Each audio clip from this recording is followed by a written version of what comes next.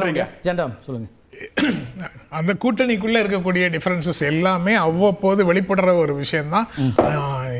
பிரச்சனைகளின் அடிப்படையில் உண்டான வேறுபாடுகளை அவங்க பேசுறாங்க. அரசுக்கு எதிரான போராட்டங்களை அவங்க நடத்துறாங்க.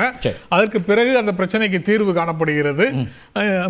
இந்த எந்த விதத்திலையும் பாரதிய ஜனதா கட்சிக்கு எதிரான மதச்சார்பற்ற முற்போக்கு கூட்டணியை இந்த பிரச்சனைகள் எதுவும் பாதிக்கவில்லை அப்படிங்கிறத சண்முகம் எத்தனையோ தடவை அவர் சொன்ன இன்சிடென்ட் நடந்ததுக்கு அப்புறம் எத்தனையோ தடவை சண்முகம் பி சண்முகம் சொல்லிட்டாரு. அதே போல திருமாவளவன் சொல்லிட்டாரு. அதே போல சிபிஐயும் சொல்லியிருக்கிறார்கள்.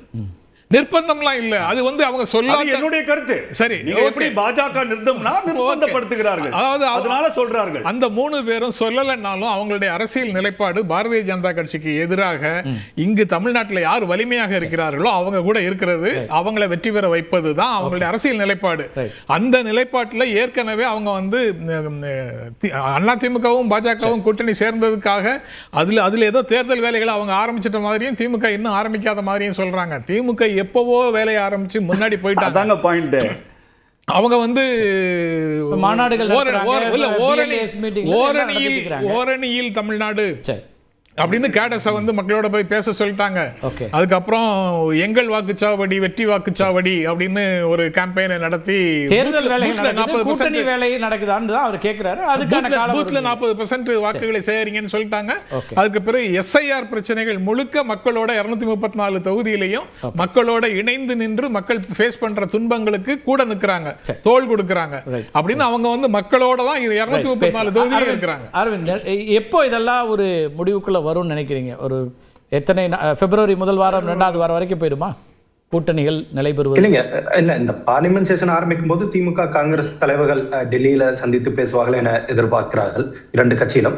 ஆனா இந்த ஒரு பேட் பிளட்டை ரொம்ப நாள் நீடிக்க விட்டாங்கன்னா இப்ப நிர்வாகிகள் மத்தியில் இருக்கக்கூடிய இந்த முரண்பாடுகள் நாளைக்கு தொண்டர்கள் வாக்காளர்கள் மத்தியிலும் அந்த ஒரு விரிசல் வந்துருச்சுன்னா இது இந்த கூட்டணியா கெமிஸ்ட்ரியா ஒர்க் ஆகுறது ரொம்ப கஷ்டம். எனவே இரண்டு கட்சிகளும் எவ்வளவு சீக்கிரமா முடியுதோ அவ்வளவு சீக்கிரமா இந்த டிஃபரன்சஸ் ஐநோட் பண்றதுதான் அந்த கூட்டணிக்கு ஒரு பிளஸ்ஸா இருக்கும்னு நான் பாக்கிறேன். Okay, right. ஷபீர், திமுக இந்த மாதிரி விட மாட்டாங்க. இந்த முரண்பாடுகள் எல்லாம் அப்பப்போ அட்ரஸ் பண்ணி அதை சரி பண்ணிடணும். பட் இந்த தடவை அவங்க ஏதோ ஒரு காரணத்துக்காக அதை விட்டாங்க. அது இன்னும் விரிசல் பெருசாகி கொண்டே போகிறது. இது அரவிந்த் சொன்ன மாதிரி முரண்பாடுகள் வேறு விதமா மாறுச்சுன்னா உங்களுக்கு பிரச்சனை தான் வரும். இன்னொரு விஷயம், நீங்க பாஜகவுடைய டெல்லி அரசியல் அப்படின்றது தமிழ்நாட்டில் எடுபடாது. இங்க பாஜக பவரை அபகரிக்கணும்னு நினைக்குது. அதிமுகவுடைய இடத்தை பிடிக்க விட வேண்டும் நினைக்குது. அதிமுகவை கட்டுப்படுத்த வேண்டும், அதிமுகவை கட்டாயப்படுத்தணும். அதிமுக நாம டான்சிங் டு த டியூன்ஸ்னுவாங்க, அவங்க சொல்லக்கூடிய விஷயங்கள்லாம் செய்ய வேண்டும் அப்படின்னு இருக்கு. காங்கிரஸை பொறுத்த வரைக்கும் ஒரு சில விஷயங்கள்ல அவங்க அழுத்தம் கொடுக்கிறார்கள். இந்த வாட்டி ஒரு வாய்ப்பு நமக்கு கிடைக்குமா அப்படின்னு தான் பாக்குறாங்க. இதுதான் இதுல இருக்கக்கூடிய வித்தியாசம். அந்த டிஃபரன்ஸ் தான் பார்க்க வேண்டியது. ஏன்னா அவங்கள அழுத்தம்ன்றீங்க, இவங்களுக்கு உரிமைங்கிறீங்களே. இல்ல, நீங்க அதுதான் நீங்க இங்க காங்கிரஸ் கட்சி ஒன்றும் பண்ணிட முடியாது. பட் பாஜக அதை செய்கிறார்கள் அப்படின்னும் போது பாஜக எவ்வளவு பண்றாங்களோ அதெல்லாம் உங்களுக்கு டிஸ்அட்வான்டேஜ் தான் போகும். பாஜக பண்ணா தக்காளி சட்னி ரத்தம், காங்கிரஸ் பண்ணால் தக்காளி சட்னி. ரெண்டும் பிரச்சனை தான். அங்கேயும் ஒன்றும் வாங்கலை, இங்கேயும் வாங்கலை. இந்த காரணத்தினால தான் திராவிட கட்சிகள் இன்னும் தமிழ்நாட்டில் வேறொன்று இருக்கிறது. இதில் தாவேக்காக்கு அழுத்தமே இல்லாத மாதிரியும் பிஜேபி அவங்களுக்கு எதுவும் பண்ணாத மாதிரி அப்படியே வெல் லெஃப்ட் கூட பார்க்குறாங்க. பிஜேபி எல்லாருக்கும் அழுத்தம் கொடுக்குது, அதை ஒத்துக்க மாட்டாங்க. ஆனால் அந்த கூட்டணியிலேருந்து தான் அது வேற பிரச்சனை. இந்த கூட்டணியில் அது உரிமை. இதே கேள்வி இங்கேயும் வருது. நீங்கள் சொன்னதில்ல என்னன்னா, இப்போ அதிமுக பிரச்சனைக்கு பாஜக குரல் கொடுக்கலன்னு கேட்குறோம்.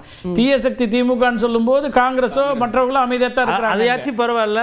தமிழிசை அவர்கள் தான் சொல்லிட்டாங்க, எங்களுக்கு விசில் வேணாம், ப்ரெஷர் குக்கர்லேயே விசிலுக்குது, நாங்கள் வச்சுட்டோம்னாங்க. ஆனால் காங்கிரஸில் இன்னமும் அமைதியாக தானே இருக்காங்க. இல்லை, பேசவே ஆரம்பிக்கல. உடன்படிக்கை வந்த பிறகு அதெல்லாம் அமைதியாக, அதாவது ஒவ்வொரு தலைவரியா, அதாவது ஒவ்வொரு மாவட்ட செயலரும் கோவம் வராததுக்கு முன்னாடி இந்த பிரச்சனையை ஷபீர் சொன்ன மாதிரியும் ஒரு அரவிந்த் சொன்ன மாதிரி காங்கிரஸ்காரர்கள் முடிச்சுக்கிட்டா அது அவங்க கட்சிக்கு நல்லது. இல்லைன்னா சட்டமன்ற தேர்தலில் திமுக காரங்க தான் வேலை பார்க்கணும். அதுதான் யதார்த்தமான உண்மை. கண்டிப்பாக அவங்களுக்கு ஒரு பிளாட் அடுத்தடுத்த நாட்கள் என்ன நடக்குன்னு பார்க்கலாம்.